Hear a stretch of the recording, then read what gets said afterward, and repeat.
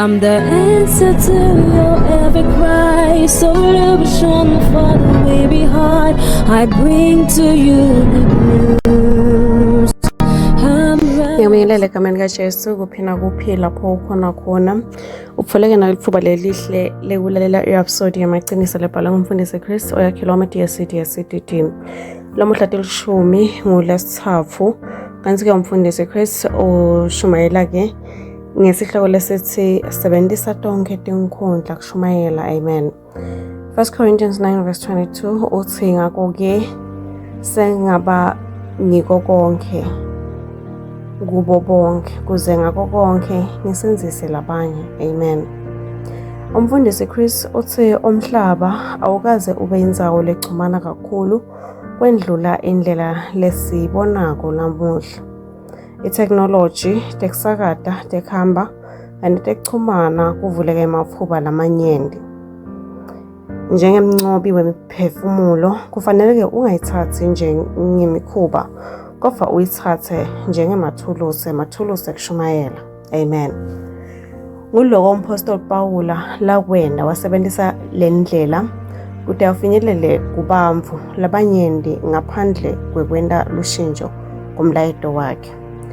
Umgomo wakhe bewulula kusenzisa labanye noma-ke nakungesiko kusenzisa bonke bantfu. Lamuhla tinkhundla tekuchumana tifaka ekhatsi letisakatako tekuchumana, ema-blog, imilayeto, ema-podcast, ema-emails, umsakato kanye nabomabonakudze. Live lakho nyalo selikhona kuhamba ngesivinini lesikhulu kunetinyawo takho kuletinkhundla. Uthi umfundisi tisebentise ekusakateni umlayeto wensenziso ya Kristu. Ungayibukeli phasi inzima letsite lesebhayibhelini.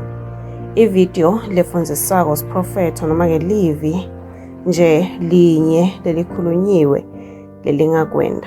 Fumela-ke ema-copy ema-rhapsody, fumela letihloko ku-status, ku-timeline nakuyo yonke-ke endzawo lapho bantfu bangatitfola khona. Umoya longcwele uyaphefumulela ekuphileni kwakho futhi ufinyelele etinhlitweni ngendlela longeke uyati. Kulamalanga ekugcina esikhathi selibanda njengoba-ke sicedzela kushumayela livangeli emhlabeni wonke, sebenzisa onke ematfuba uNkulunkulu lawaniketa nini.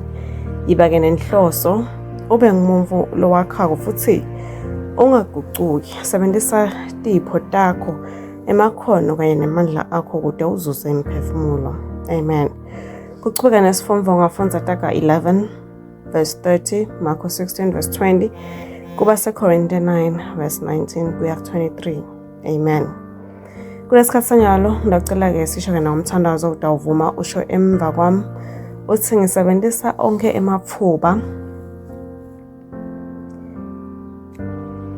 kude ngishumayele livangeli. Nginekuhlakanipha, ngiyakha futhi ngiyakhona kufinyelela kubantfu kude babe balandzeli baKristu. Bantfu labanyenti bayasenziswa malanga onke ngenxa yebufakazi bami. Egameni likaJesu Kristu. Amen. Ngiyabonga, ngiyathemba ukuthi uyijabulele kakhulu i-episode yevelo muhla. Siyakumema kwekuthi wende Jesu Kristu inkosi yempilo yakho ngekuthandaza kanje. Nkosi Nkulunkulu, ngiyakholelwa ngayo yonke inhlitiyo yami enkosini Jesu Kristu, imvodzana yaNkulunkulu lophilako. Ngiyakholwa wangifela nekuthi uNkulunkulu wamvusa kulabafile. Ngiyakholwa uyaphila lamuhla. Ngiyavuma ngemlomo wami ukuthi Jesu Kristu uyinkosi yempilo yami. Kusukela lamuhla ngayena ngeligama lakhe nekuphila lokuphakathe